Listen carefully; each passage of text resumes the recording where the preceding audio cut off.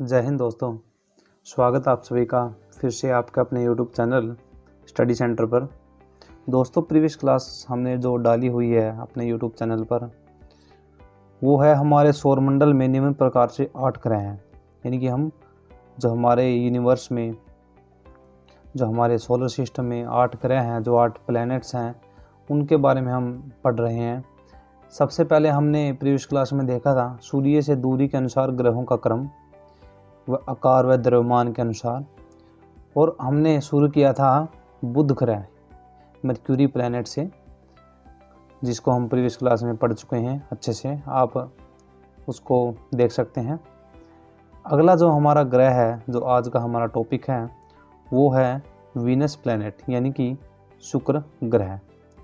दोस्तों, हम देखते हैं यह है पृथ्वी के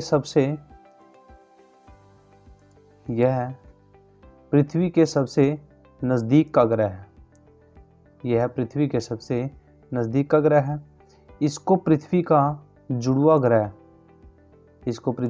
ग्रह कहा जाता है, क्योंकि यह आकार व द्रव्यमान के अनुसार लगभग पृथ्वी के समान है। तीसरा इसका पॉइंट है कि इसका जो वायुमंडल है, जो एटमॉस्फेयर है जो शुक्र ग्रह का, उसमें सबसे ज़्यादा CO2 गैस पाई जाती है। इसलिए यह सबसे गर्म ग्रह है। इसका औसत तापमान अगर हम देखें दोस्तों, वो है 462 डिग्री सेल्सियस। इसका औसत तापमान है। इसकी जो परिक्रमा है, यानी कि जो शुक्र ग्रह है, वह सूर्य की परिक्रमा पूर्व से पश्चिम की ओर करता है और इसका कोई उपग्रह नहीं है। कारण वही है जो हमने बुध ग्रह में देखा था कि आकार व द्रव्यमान के कम होने का कारण यही है कि इसका कोई उपग्रह नहीं है। इसको भोर व सांझ का तारा कहा जाता है, क्योंकि इसे सुबह व शाम नंगी आंखों से देखा जा सकता है।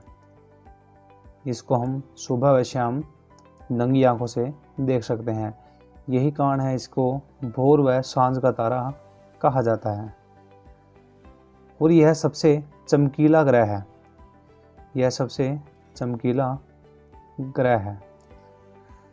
दोस्तों, हम इस जो शुक्र ग्रह है, इसको एक डायग्राम के अनुसार भी देखेंगे, जिससे आपको अच्छे से समझ में आएगा। ये देखिए दोस्तों, यानी कि जैसे ये है शुक्र ग्रह की सतह, ये होगा सूर्य से जो रेडिएशन ये दोस्तों आ रही है, सूर्य से जो रेडिएशन आती हैं वह शॉर्ट वेव रेडिएशन के रूप में आती है।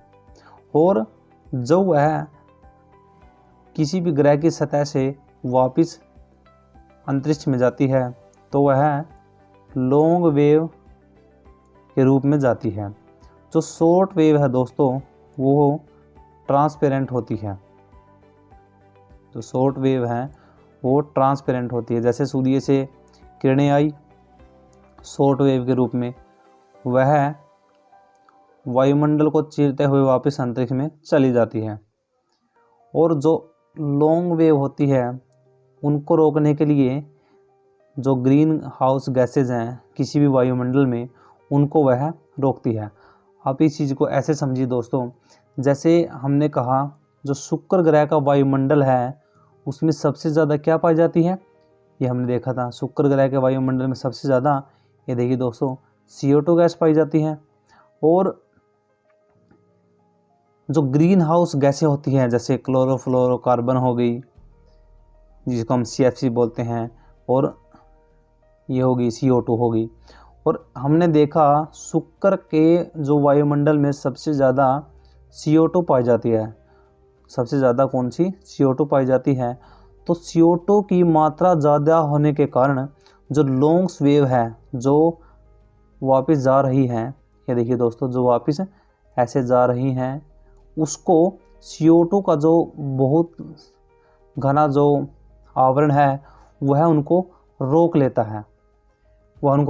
है, और यही कारण है कि शुक्र ग्रह सबसे ज़्यादा गर्म दिखाई देता है।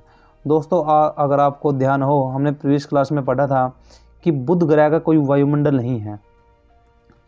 देखिए दोस्तों, हम दिखाते हैं आपको पिछली स्लाइड पर। ये देखिए दोस्तों, हमने यहाँ पर देखा था, ये रहा दोस्तों, बुध ग्रह का कोई वायुमंडल नहीं है। और यही कारण है, जैसे आप इसको अगर जो है डायग्राम है, इसको अगर बुध ग्रह को मानकर समझेंगे तो देखिए सूर्य से किरणें आई और वो आई शॉर्ट वेव रेडिएशन के रूप में, और इनको रोकने के लिए यहाँ पर कोई ना कोई वायुमंडल का होना ज़रूरी है। सूर्य से पूरी की पूरी किरणें आई और बुध की सतह को गर्म किया और वापस वह अंतरिक्ष में चली गई, क्योंकि उनको रोकने के लिए बुध ग्रह पर कोई वायुमंडल नहीं है। और जैसे शुक्र ग्रह का वायुमंडल है और उसमें सबसे ज़्यादा क्या है, CO2 गैस, जो लॉन्ग वेव किरणें होती हैं, जो नॉन ट्रांसपेरेंट होती हैं, जो वापस अंतरिक्ष में नहीं जाती, उनको CO2 गैस का जो आवरण है बहुत ज़्यादा है जो शुक्र ग्रह पर, वह उनको रोक लेता है। और यही आप देख सकते हैं, उपरोक्त चित्र के अनुसार ही शुक्र ग्रह सबसे ज़्यादा गर्म ग्रह माना जाता है।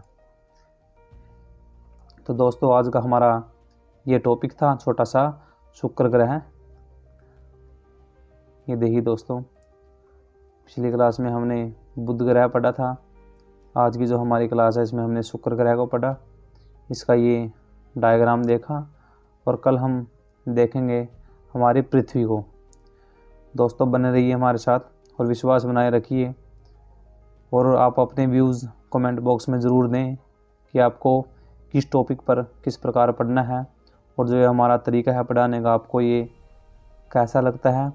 दोस्तों आप सपोर्ट कीजिए, इससे मुझे भी हौसला मिलता है, जिससे मैं आपके लिए बहुत और अच्छे से कंटेंट तैयार कर सकूं।